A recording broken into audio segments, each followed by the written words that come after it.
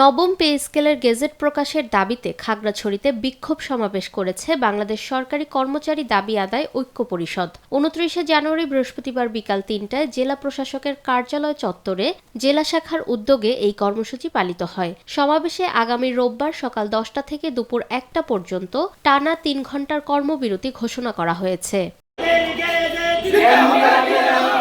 সংগঠনের জেলা সভাপতি মন্টু তালুকদারের সভাপতিত্বে সমাবেশে বক্তব্য রাখেন সিনিয়র সহ সভাপতি মোহাম্মদ আমজাদ হোসেন, উপদেষ্টা অংজগা মার্মা এবং মৎস্য অধিদপ্তরের ইন্সট্রাক্টর জিল্লুর রহমান।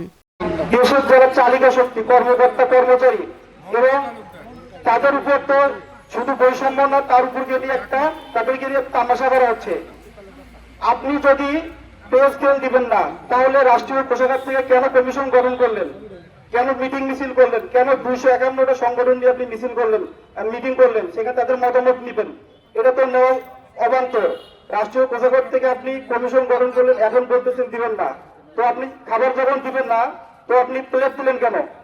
বর্তমান সরকারের আমলে গঠিত আমাদের দাবিটা হচ্ছে, আপনাদের দায়িত্ব আছে, এই দাবি আমাদেরকে দিয়ে যাইতে হবে। এই দাবি আপনাদের অধীনে পে কমিশন গঠন করা।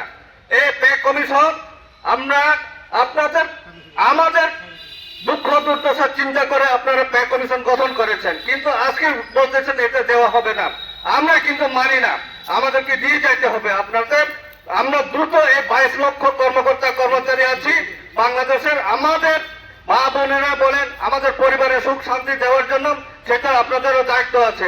এই সময় বক্তারা বলেন, বর্তমান বাজার পরিস্থিতিতে নবম পে স্কেল ঘোষণা এখন সময়ের দাবি। দাবি না মানলে রোববারের কর্মবিরতির পর আরও কঠোর কর্মসূচি দেওয়া হবে। সমাবেশ শেষে একটি বিক্ষোভ মিছিল করা হয়। নিরপেক্ষ, সত্য প্রকাশে আপোষহীন।